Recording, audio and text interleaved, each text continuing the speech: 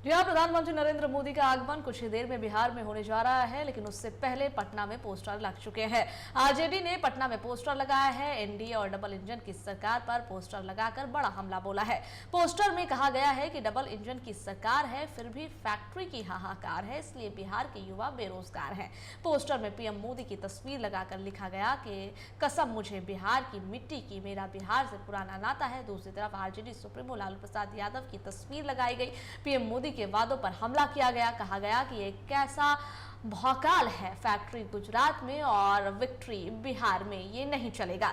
वहीं पर तेजस्वी यादव की भी तस्वीर इस पोस्टर में लगाई गई है और लिखा गया है कि मोदी जी बिहारी को झांसा देना बंद करें, देश की संपत्तियों को बेचना कौन सा राष्ट्रवाद है।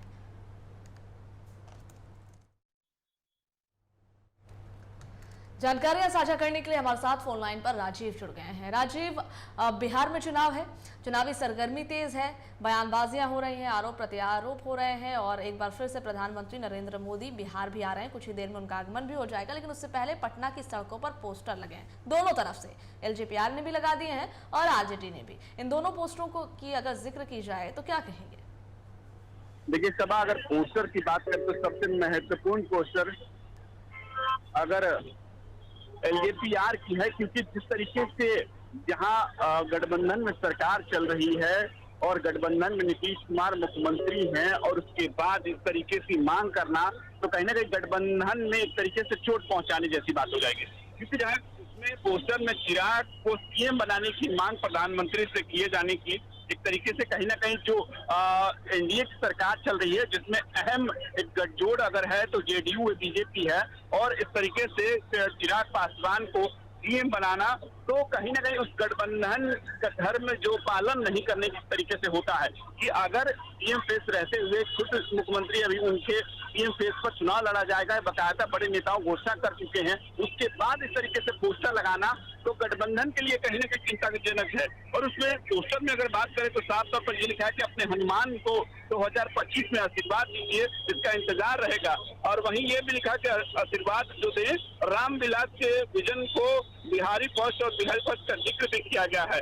और गंगा फसाद के बवाल चाहिए तो बिहार का सीएम चिराग चाहिए। अगर उससे गंगा फसाद को एक तरीके से दूर करेंगे तो चिराग ही कर सकते हैं। मतलब सीधे सीधे ये है कि यहाँ नीतीश कुमार के उस सुशासन पर भी कटाक्ष है, जिस तरीके से लॉ एंड ऑर्डर के स्थिति विपक्ष को बार बार घेरने की कोशिश कर रही है, उसको लेकर भी एक तरीके से पोस्टर में कटाक्ष किया गया। तो एक बड़ा एक तरीके से कह लीजिए कि सीएम बेस बनाने की और सीएम बनाने की बात जो चिराग पासवान को की गई है उनके पार्टी के द्वारा, तो इस गठबंधन के लेकर अब देखना होगा कि इस पर जेडीयू की तरफ से क्या बयान आता है। शबा जी राजीव, अच्छा देखिए, ये जो पोस्टर लगे हैं ये कहीं ना कहीं आग्रह जिस तरीके से किया जा रहा है, लेकिन अगर इसकी दूसरे सिक्के के दूसरे रुख को देखा जाए तो चेतावनी नहीं है क्या? क्योंकि जब बार बार ये साफ किया जा रहा है कि अभी बिहार में सीएम पद की कुर्सी खाली नहीं है, चेहरा पुराना ही रहेगा, नेतृत्व नीतीश का ही रहेगा, तो फिर बार बार ये चिराग का जिक्र कहाँ से आ जाता है?